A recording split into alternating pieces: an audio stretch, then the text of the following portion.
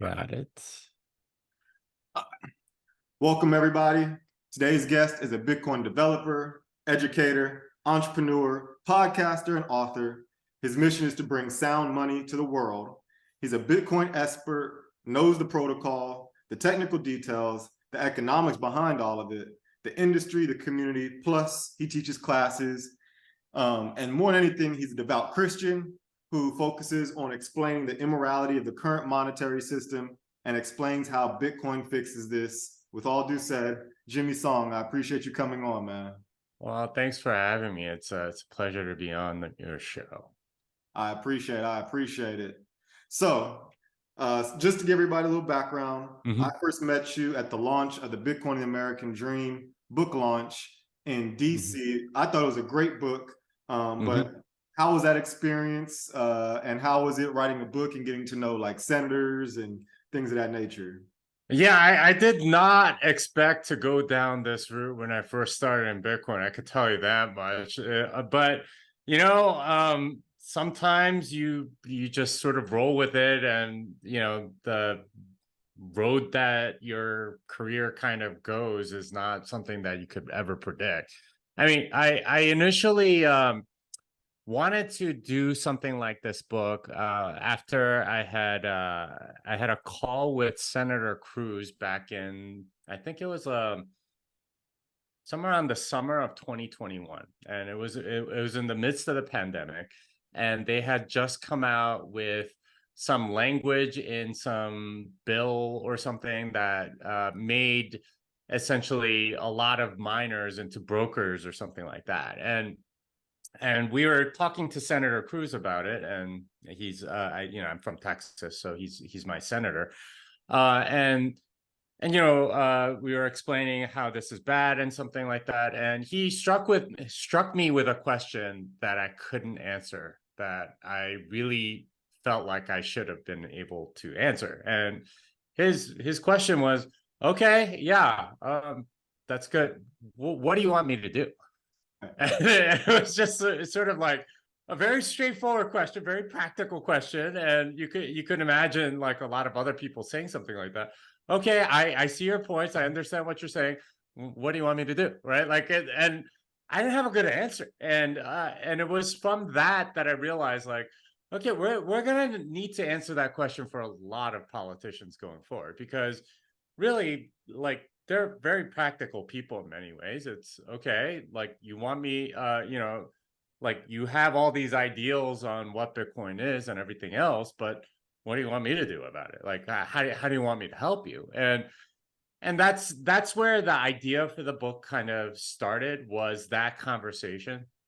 And we wanted the book to be credible, and we wanted a diverse array of perspectives and stuff like that. So I tried to recruit the right people to it, and we have a pretty diverse crew. We have ideologically, racially, like, age-wise and everything else. So and gender too, right? So it was a really cool and fun experience, and launching it in DC and meeting all kinds of staffers and senators and congressmen and people of Congress, I guess. And it was really kind of an unexpected thing, and yeah, I really enjoyed it, I guess. Yeah, I know my guy Lamar Wilson. He was the founder of Bitcoin Billionaires. He was a co-author on it, and he's the main reason why I wanted to show up, because I was trying to show him support. I was trying to show Arlene Federico support.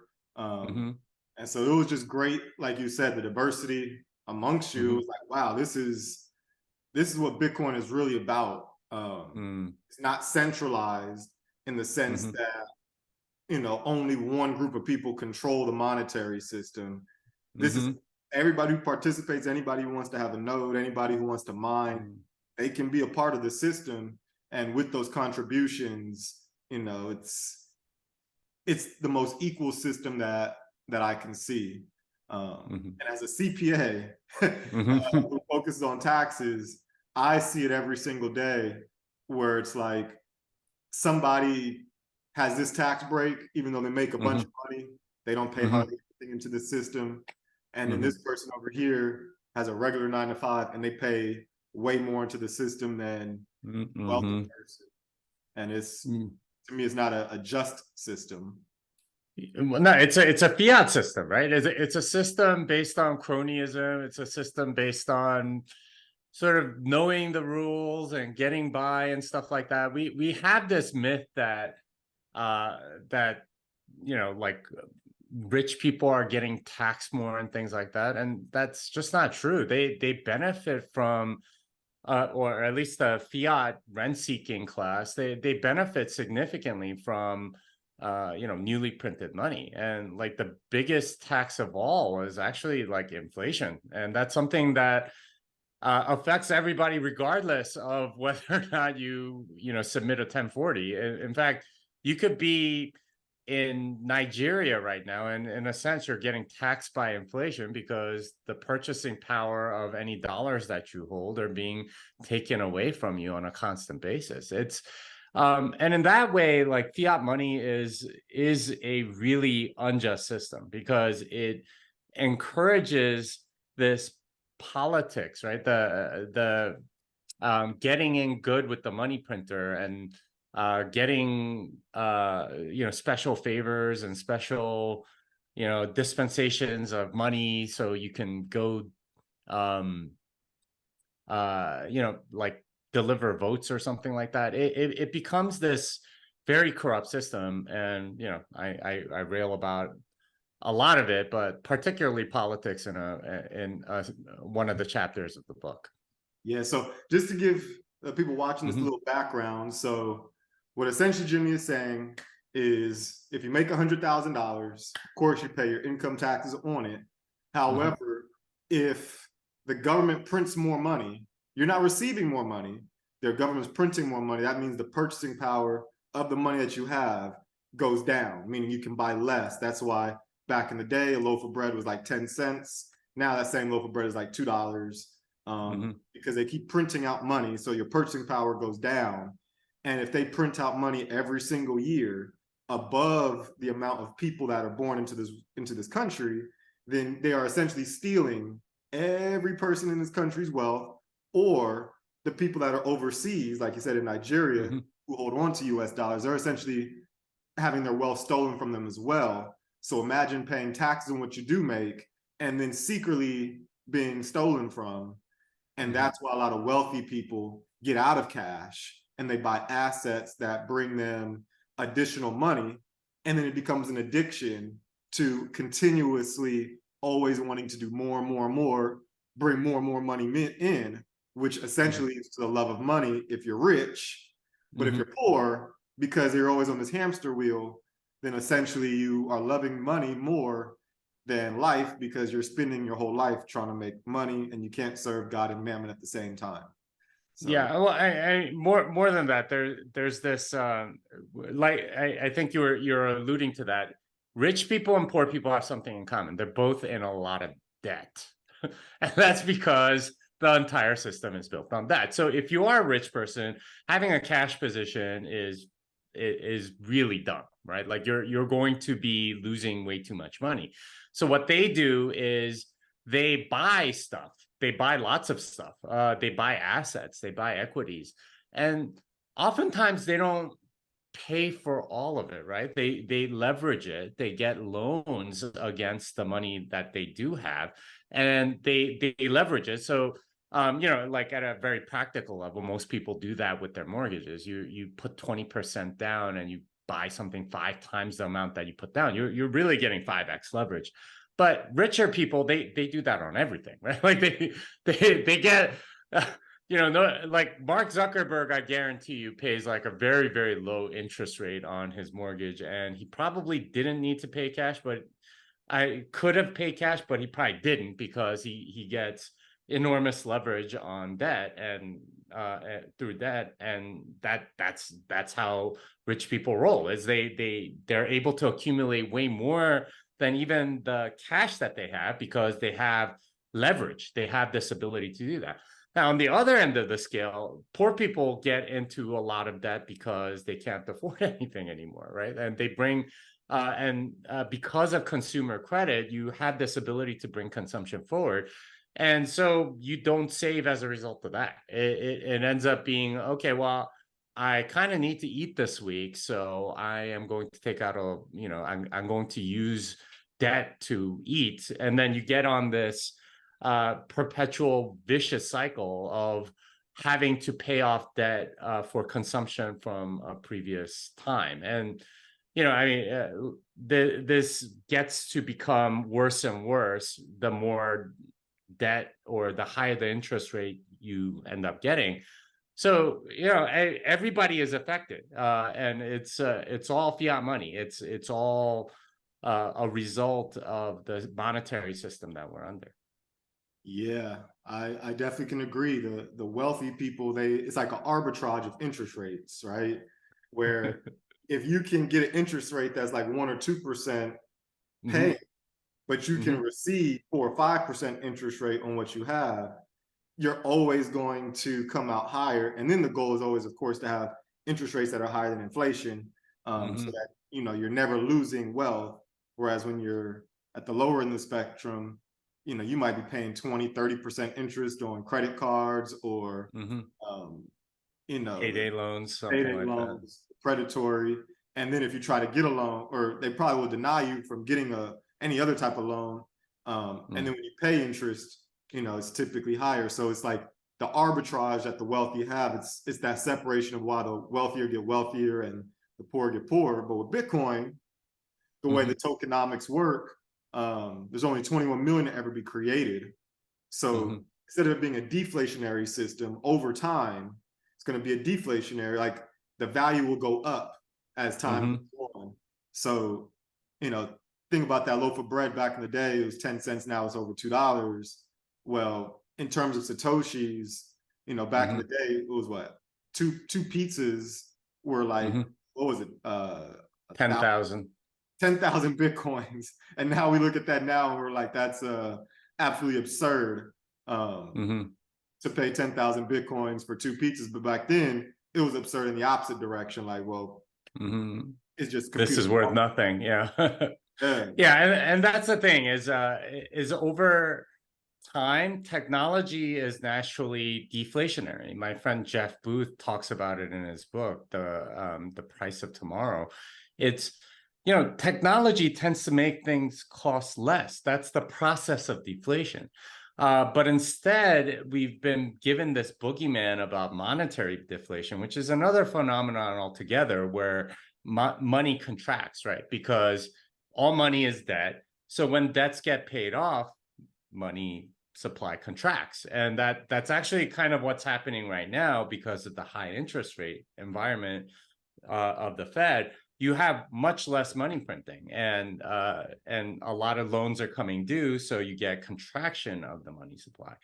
But that's something that a lot of people don't understand, is that the loaf of bread going from 10 cents to $2 is completely unnatural. That's not normal, right? Like in any other environment, like technology makes things better. Like think about the computer you bought 30 years ago and how much that cost compared to like a computer now, and like the features of each. And it's just astounding how much it's improved. That's happening in every industry. It's just that they keep inflating the money to steal the value of those technological innovations away from you. Like it's crazy to me that like an airline ticket from like LA to New York, right? Like that used to be, I don't know, a couple $100. Now it's like $400 or $500. It's like it keeps getting kind of worse. But we know that aviation technology has improved. Like if you study the airline industry, they get like 1% fuel efficiency every year, right? Like just trying different things and doing different stuff, and there's always like little tweaks and improvements. Yet it's like doubled in price. What's going on? Well, actually, it's the money that's going bad, right? Because they keep printing money. So on a relative basis, like the $200 that you pay for a flight from LA to New York back in like 1998, it's probably like those $200 are probably worth like $600-700 if you're thinking in terms of monetary expansion. So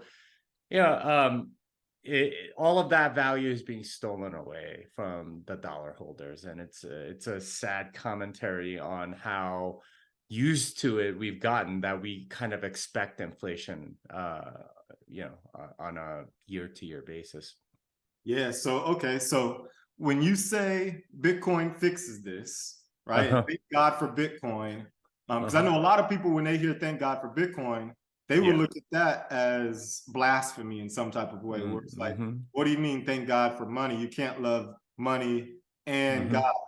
But I understand it in my way. What is your perspective, and why you're saying thank God for Bitcoin, and how come Bitcoin fixes this? What does that mean to you?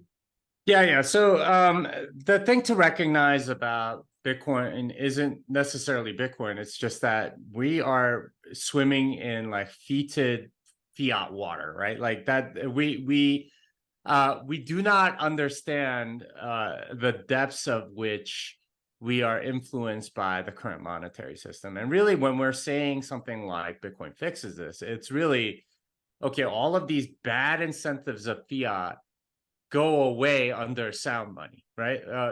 Fiat is so corrupting, so debilitating, that it's hard to see that it's the cause. But when you remove fiat money, a lot of that goes away. So when I'm saying with something like thank God for Bitcoin, and what the argument we make in that book is that fiat money causes you to worship it in many different ways. So, for example, we've been talking about how much you have to invest to sort of keep up with inflation. But let's go back to what money is, and let's look at some stats around that, right? So the M2 money supply is a measure of all the money that exists, and there are certain like economic rules around like what the M2 money supply is, but it's a pretty decent measure. 1959 is the earliest measure of the US dollar and how much M2 money supply there is. And you can go get this from the Fed website. This is published by the St. Louis Fed, and they have charts and data going back to 1959. So January 1959, there was $289 billion that existed. That was all the money in the world. Okay, right now we're at like 20-something trillion dollars, right? It's a significant amount. Now, you're a CPA and you can do actuarial stuff. You figure out what the rate of expansion is based on that, and you put that into a calculator, and that ends up being about 7%, right? 7% monetary expansion on a yearly basis from 1959 to today. And it's been fairly consistent, right? Like, I mean, some years it's worse, some years it's better, but you average it out, it becomes about 7%. Now, that 7% also happens to be the benchmark by which investors measure their returns, right? If you're getting less than 7%, you're not doing well enough. If you're getting more than 7%, you're doing pretty well. But 7% is the benchmark. That's not a coincidence, right? That's the rate at which your dollars are depreciating, right? That's the rate at which your dollars are losing their purchasing, or they're becoming less of a fraction of all of the money that exists, right? Now, purchasing power is a little different because it adds in that other thing that we talked about earlier with technological improvement. So if you get like 4% technological improvement while getting 7% monetary expansion, purchasing power wise, it's only going to look like a 3% increase, right? That's actually what's happening.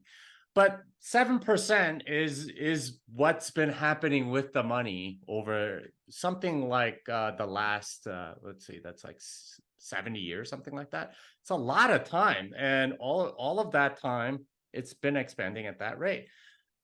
So when we're thinking about investments, when we're thinking about all of this stuff, you have to think in terms of that. And if you measure a lot of assets like real estate and stocks and stuff like that, magically they're all around that rate, right? Like it's not that stocks have returned so much. It's just that they have managed to keep up with inflation.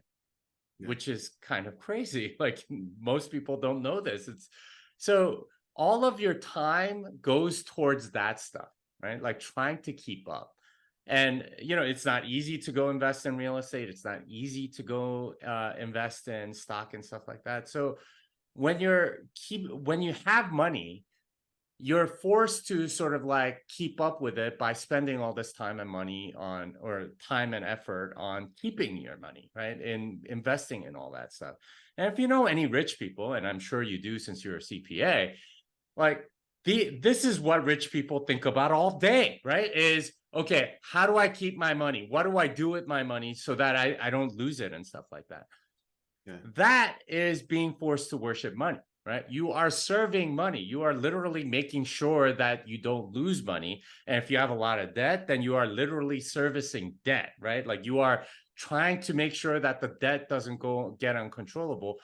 This is the worship of money. This is the real worship of money. And what a lot of Christians don't realize is that they worship money too. And they don't realize it because it's such a fundamental part of their thinking. So one question I like to ask a lot of young couples at church, for example, is, oh, when are you going to have another kid or whatever? And a lot of times they'll say, oh, we can't. I'm like, why not? Why can't? Like something wrong? And they're like, well, we can't afford it.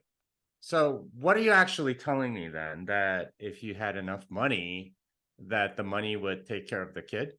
Right? Like they're trusting in money, not trusting in God, not trusting in their own character or like what God's provided them. It's all about the money. They're worshiping money. And that's what I'm saying with fiat, is that it's sort of like a monetary Stockholm syndrome. You end up loving that which entraps you. And that's unfortunately been the case for most people in this economy. And Bitcoin brings us to a place where we can put money in its rightful place. Fiat money tends to take over because of the ubiquity of debt and the sort of enslaving nature of that debt. It forces you to serve it. But if you have sound money, if you have money that's a tool, then you don't need to serve it, right? I mean, I'm sure there are people that worship Bitcoin, right? But really, it has a much better chance of being put in the right place because it's not a corrupt money like fiat money is. And that's ultimately the message that we basically say in the book. We actually don't mention the word Bitcoin until like chapter 8 of Thank God for Bitcoin. Yeah, the first 7 chapters are about fiat money and how it's corrupt and how it's against God's design and how it corrupts families, it corrupts churches, it corrupts a lot of different things.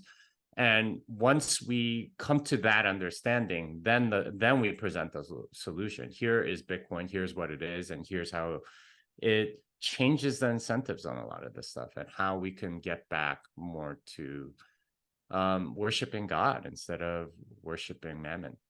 Yeah, you mentioned it, incentives. Most people don't realize that money is an incentive system. The way that it's distributed, the way that it's taxed, the way that it's printed out, it's all an incentive system to a government, typically on how they want their will to be enforced. So for instance, for taxes, if they say, we'll give you a credit for buying an EV car, they know that there's going to be an uptick in EV cars because people can save money.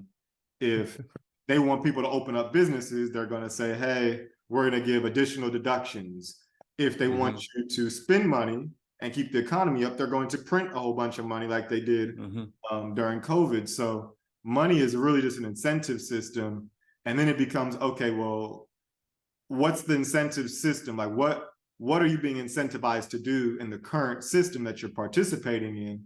And typically in the US, a lot of times it's for war purposes. It's for, and things that we may not even agree with, but yet we're participating in that system. So what do you think are some of the incentives that are surrounding Bitcoin? Well, so let's talk about the incentives around fiat, because those incentives essentially get removed. And I organized this book sort of talking about incentives at various levels. So let's start with the individual level, right? At the individual level, what are the incentives there? Well, first of all, it's in a fiat monetary system, it is very hard to save. You have to beat the 7% hurdle, right? You have to beat that to beat inflation, and that ends up being actually quite hard. And if you have like a little bit of savings, maybe you dabble in the stock market. If you have more than that, maybe you buy an extra property or something. I think these are typical savings vehicles. If you're richer than that, then you start getting into investment managers, maybe a financial planner or something like that. If you're even richer, then you have like entire investment professionals that that take care of your wealth. They're called family offices. And this whole kind of complex around investment is a feature of, or is a product of fiat money, because it's constantly debasing. People are always trying to keep up, and a lot of resources go towards that. And it's not, these are not like goods and services that are being produced necessarily. You're not contributing anything to this by trying to keep up, right? It's sort of like a forced gambling thing. It's like I don't know if you've ever like signed up for one of those casino like sites or something like that. They're like, okay, we'll give you like $200, but you have to, you know, play at least that much to get it, to be able to withdraw it. And that's kind of what they make you do, except constantly, right? Because you have to clear the 7% hurdle, or your money loses its value so quickly. So that's a major one. And if savings is this difficult, then a lot of people will opt not to save, right? They'll consume instead. So we get a very consumerist society. The incentives become very much about living for today, and you get what's called very high time preference behavior. You don't save, you just do whatever feels good right now and don't worry about tomorrow. And that's civilization destroying, right? This is you know, like imagine somebody addicted to drugs, like going and stealing stuff and smashing everything up in their neighborhood. Well, this is how, you know, civilization gets destroyed. Enough people like that will destroy anything. But, you know, when you remove fiat money from the equation, well, you now have an incentive to save. You now have an incentive to, you know, work harder, because you can save for something. And instead of worrying about your money, you just put it in one thing, and you just kind of leave it alone and do the thing that you're good at, which is what you're getting paid for. In your case, it's obviously like doing taxes for people or something like that. But you know, people have lots of different you know, jobs or skills or abilities, and whatever it is that you contribute uniquely to society, that's what you end up doing, and to earn more money so that you can save. And eventually with that, you have enough savings to go pursue something that you really wanted to do. Maybe it's you know, creating a feature movie, or it's you know, going and traveling or whatever. But that's more the model I think that, you know, sound money enables, is this ability to save so you can go do something, and you have capital accumulation. You can create new processes, new things, new goods, new services. Those are good incentives. Those are civilization building incentives. Whereas fiat, it's all civilization destroying, because of the ubiquity of debt, because of the difficulty of saving, because you know, it incentivizes doing that which is convenient and easy, rather than doing what's hard.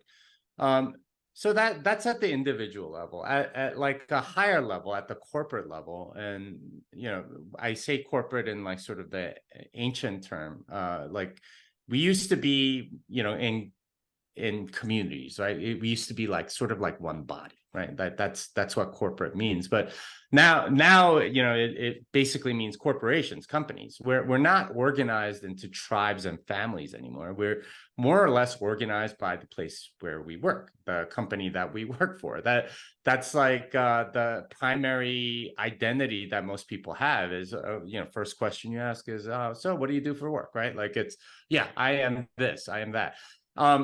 And at that level, incentives have gotten out of alignment as well, because we are now in a system where it's a winner take all thing, because the larger a company you are, the more access to you have to loans. So you have this unfair advantage over smaller companies. It used to be mostly smaller companies, right? It wasn't until the advent of fiat money that you got these enormous behemoths all over the place. And they are in every industry. You look at food, right? It's like 5 agricultural companies. You look at healthcare, it's like 5 insurance companies. Even accounting, right? It's the big 5 accounting firms or whatever it is. It's a big 4 now. Yeah. And like they're constantly merging and stuff. It's a small group of people. It centralizes, and it's a small group of people that influence everything, right? They're able to lobby government or whatever. Everything is sort of set up in a fiat world where you only get like a few winners, and everybody else like just ends up working for them. And this is horrible, because first of all, you don't get very much innovation. You get the status quo, right? Like you're not going to get very much innovation in healthcare insurance, for example. If these companies are making enormous profits, they have no incentive to go and create new stuff. And for new entrants, it's very, very difficult, right? So you get this dynamic of stagnation that happens at the corporate level, at the group level. And in addition, everything feels incredibly impersonal, because you work, like if you work for IBM, you have like 300,000 coworkers, right? It's some insane number of people. And there's no way you know all of them beyond maybe a few people. And there's also insane amounts of rent seeking in a lot of these corporations or companies or whatever, because they're so large. It's hard to know for anyone in the company to know what everyone is doing. And what ends up happening is people like don't provide value, but still collect a paycheck. And this is waste, right? This takes away from the company's profitability and so on. Now, a lot of that profitability is like subsidized by fiat money printing anyway, but you know, like they're contributing even less to the economy in terms of goods and services as a result. So you get terrible incentives at the corporate level, and this is why like every startup is trying to grow so quickly, because there are certain advantages that you get once you get to a certain size that you don't have when you're little. You have access to the corporate bond market. You have access to commercial loans. You have access to all of this money that you wouldn't otherwise have if you're a small business. And that's incredibly unfair. And it also like stifles innovation. It makes like work and life just very robotic and impersonal and zombie-like. But that's unfortunately the world that we live in today. And those are incentives at the corporate layer. Now we go one layer further and we get to the nation level, and national incentives are horribly misaligned, because every politician is now running so they can go get lots of money. And if you know, they might give other rhetoric or whatever, but there's a reason why we have geriatric people in Congress right now that are suffering strokes on camera, and they refuse to go away. Like we saw Mitch McConnell suffer a stroke. He's not going away. Dianne Feinstein, 90 years old, refuses to go, can't even think, right? Like, or make a coherent sentence, refuses to go. Why? Because they are in rent-seeking positions. There's a reason why every person in Congress is worth many millions of dollars. Nancy Pelosi never had a public sector job in her life. Somehow is worth $200 million. You tell me. Like, this is why she doesn't want to leave Congress, right? Like she's going to stay there as long as she can, because it's enormously profitable and she matters and she has high status and everything else. The incentives at the national level are horribly misaligned, because the people that are there can profit off of their position. But more than that, you have the ability to deficit spend, spend money that you're not collecting in taxes, and essentially steal from people. So steal they do, and what ends up happening is you end up growing the bureaucratic state. And this happens not just in government. Government has grown enormously since 1971, because you don't have to pay for it. You just print more money and steal from everybody else to create these positions. But it's spread everywhere else, right? Like, look at public education, look at healthcare, look at military, all of that stuff. If you look at like college education, for example, the number of professors has gone up very little compared to the number of administrators. Administrators, complete explosion. Similar thing in healthcare. You look at the number of doctors and nurse practitioners and the people that actually do the work, very little growth. But administrators, lots and lots of administrators. You go look at like military spending, right? The number of soldiers, actually not that much more than 1971. But you look at administrators, explosion, right? Like that's happening everywhere everywhere, and it's all funded by the government through money printing, through rent seeking, and it just completely pervades everything. And even at the global level, right? The final layer, you look at how the world is organized. It's more or less organized around the dollar. We have a dollar hegemony. The dollar dominates every other country. So we get weird stuff like the US participating in wars all throughout the world where they don't border any of these places, right? It's quote unquote an American interest. Somehow we're in a war in Ukraine. We're in a war in Iraq. We're in a war in Vietnam. These are not places that are anywhere near our country, yet that's what ends up what is going on? Well, it turns out that the dollar is the implied third party as the monetary standard of the entire world. So the US is the implied trusted third party in any conflict. So they end up everywhere. And this was true of the previous global money, the global reserve currency, the British pound. And if you study them, it turns out they were in all sorts of wars all over the world as well. They were in the Boer War in South Africa, right? They were in like conflicts in the Middle East. They were in conflicts in Southeast Asia and things like that. Like they ended up, if you were a British soldier, you might have to shoot people in India or in South Africa or in Palestine or something, right? Like just stuff like this happened. Now, of course, for Great Britain, it was a little bit different because they went to their colonies, right? These were, they were direct colonialists. They literally possessed these lands. With the United States, it's a monetary imperialism, monetary colonialism, and every country that ends up depending on the dollar, it's kind of our colony. So global incentives are completely off because every country is very, very strongly interested in the dollar, and as a result, they're either allies of the dollar of the United States and will do pretty much anything that they say. And you can kind of see that in how quickly the NATO alliance, all of them lined up right behind the United States and doing whatever the United States told them. Or they end up trying to like go around the dollar, and you have an alliance like BRICS that's trying to figure out, okay, what do we do? How do we get out from under this dollar oppression, essentially? And these are incentives at all different levels that change all kinds of things, and it would be a very, very different world if we didn't have that. Yeah, I definitely agree. So, okay, so me being a CPA, I understand the finances, the economics, the taxes, the inflation. You also have another book. I know you got a bunch of books, right? But this book you have is called Programming Bitcoin. And you also teach seminars to, I guess, aspiring programmers and developers. For somebody like me who knows absolutely nothing about programming, is this something that I should read? Is this maybe a class I should attend? Who are these for? Or is it for people who are already into the coding space that are just want to learn more about Bitcoin?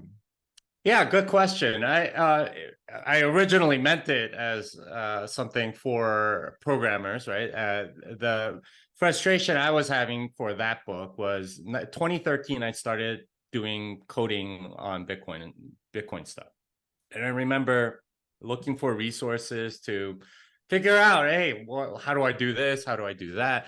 and there just wasn't much, right? And it was very difficult to figure out what to do. It took me like 3 days to figure out how to figure out the thing that the signature, the hash that the signature was signing and stuff like that. It was hard.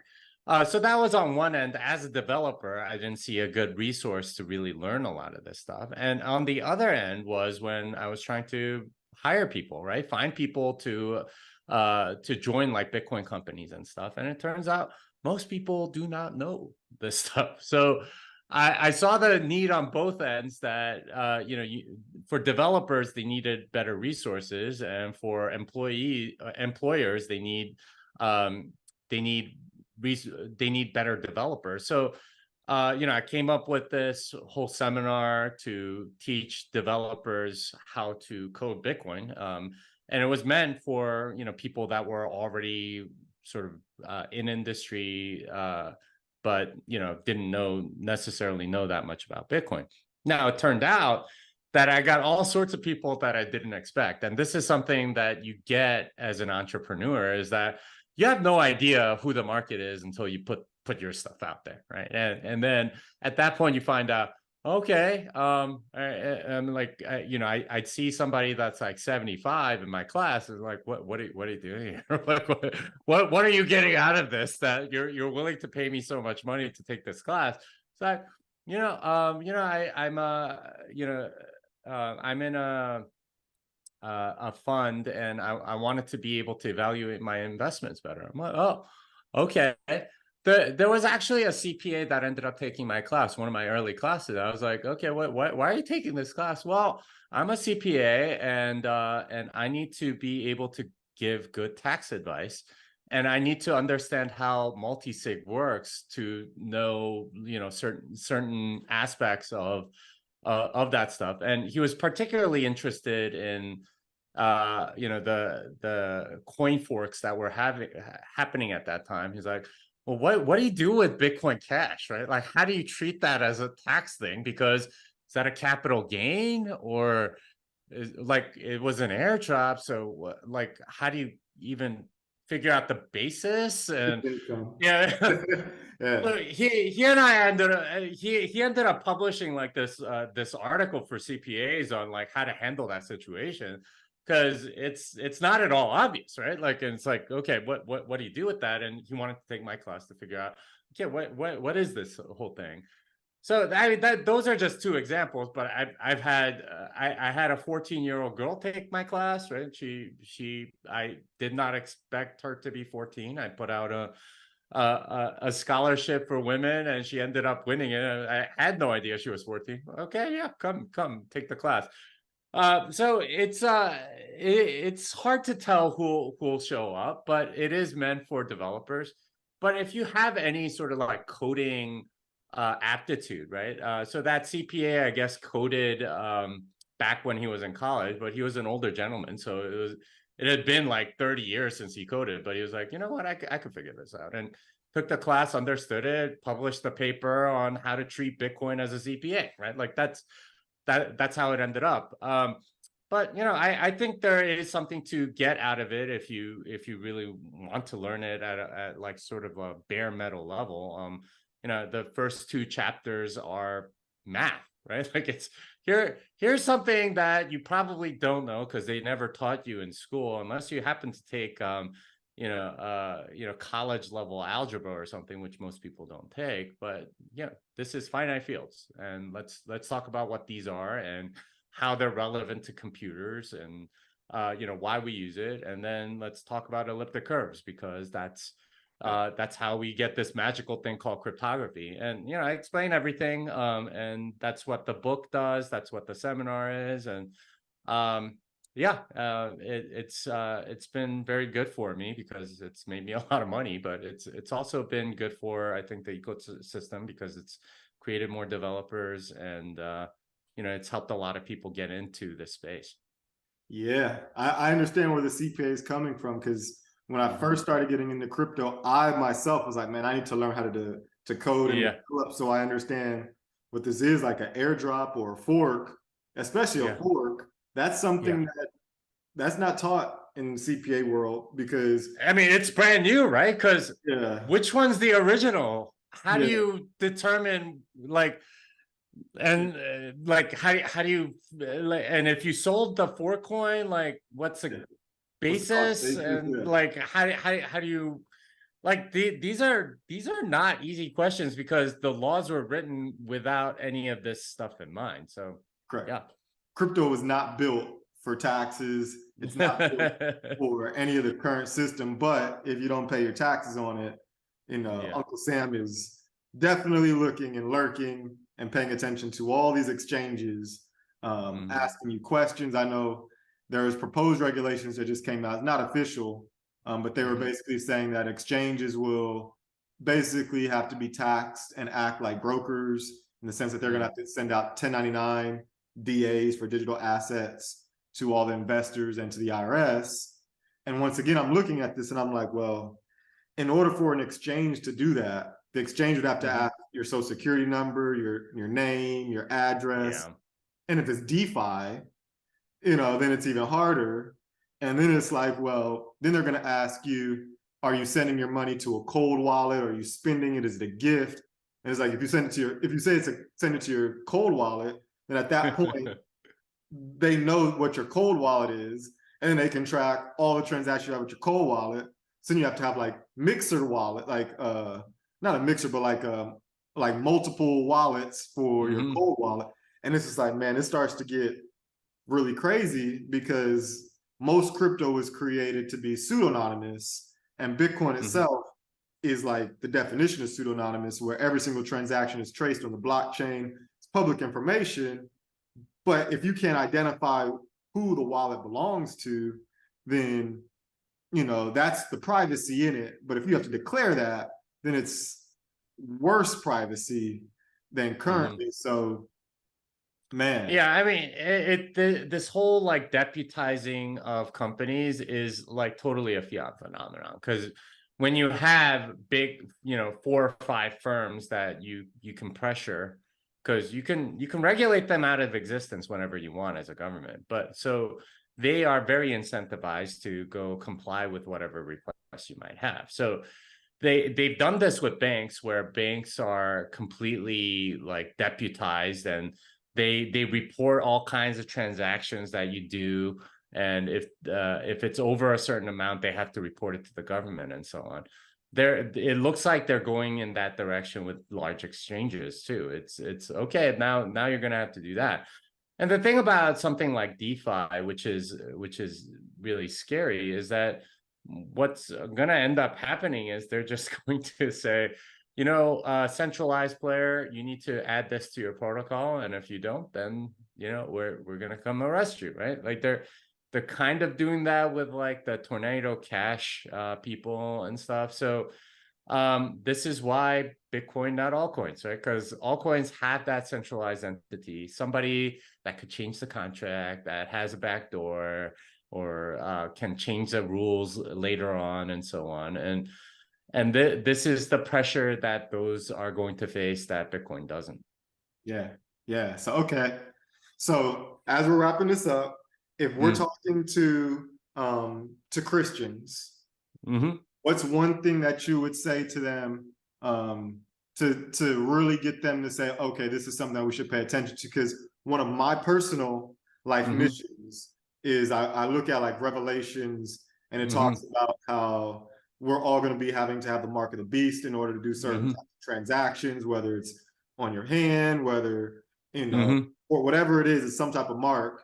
And so me personally, I'm like, well, I see a central bank digital currency, and I'm like, oh, this looks like the first step towards having a worldwide digital currency that can actually be controlled. And, if you're talking about a digital ID, you're talking about a number. So, when it talks 6 and 666 basically, and that being some type of number, well, I look at Bitcoin as the escape from that system. And so, having that be my personal mission, what would you say to Christians in order to really get them to study this and to hopefully embrace it? Yeah, so we do address that particular point in the book, Thank God for Bitcoin, and talk about how okay, Bitcoin is clearly not the mark of the beast because, it doesn't have a central controller. So like you can go read that part. The argument I find compelling, I think, as a Christian, and I try to communicate this to other Christians, is that fiat money is a debt-based currency, right? And there's a lot of verses in the Bible about debt. Debtor is servant to the lender. There's a passage in Romans 13 about owe no one anything except for being the debt of love that you have from Christ, and that you need to be loving others. That's the only debt you should be repaying, is the debt of love, not like monetary, right? But that's how the system is set up. It's all based on debt. And what is debt? Well, debt is a way to bring consumption forward. It's sort of enslaving yourself for later, right? By being forced to pay for it and getting what you want now. Now, if you look at the way God designed the world, then this is the opposite of how God designed the world. It's always you sow first and you reap later, right? Like you have to save and you get what you want afterwards. And ask any parent, ask anyone really. It's what's better for someone, right? Getting something now and being enslaved for a period of time until you pay that off, or saving up and then getting what you want later. Almost always the second one. That's sowing and reaping. That's the biblical model. We've gone away from that biblical model to, consuming and being enslaved rather than sowing and reaping. And in order to get to that better sort of system, you need sound money. That is a requirement to do that, because fiat money enslaves you. It's all based on debt, and you cannot operate without debt in a fiat economy. So it's getting out of that and going towards a more sound money mindset. That's the argument I would give. And I did write a whole book about this, so I'd probably also hand them a copy of Thank God for Bitcoin as well. There you go. Make sure you get a copy of Thank God for Bitcoin. Get the copy of Fiat Ruins Everything. Get a copy of Bitcoin, the American Dream. Yeah, Programming Bitcoin, man. You're a super author, super entrepreneur, man. Let everybody know where they can find you, how they can possibly sign up for your classes, your seminars. Where can they find you at? You can find me on Twitter at Jimmy Song. My classes and stuff, they're all on my my website for that, which is programmingbitcoin.com. That's the name of the first book. So you can sign up for the seminar there and stuff. There's also my newsletter, jimmysong.substack.com, and that goes into different technical news of the week. It's a paid subscription, but there's a free section always, and I promote various things. I have a podcast, Bitcoin Fixes This, so I just restarted that. I was gone for a year traveling with my family, so now that I'm back, we'll have more episodes. I just released one with Tur de Meester and Parker Lewis, and there will be more to come there. Yeah, and there's a crowdfund going on for Fiat Ruins Everything, and that's on fiatruinseverything.com, and you can get cool exclusive things before they come out. And yeah, you can also find the book on Amazon if you're just interested in reading the book. Awesome. Well, thank you for coming on. We appreciate you, everybody. Jimmy Song. Thank you.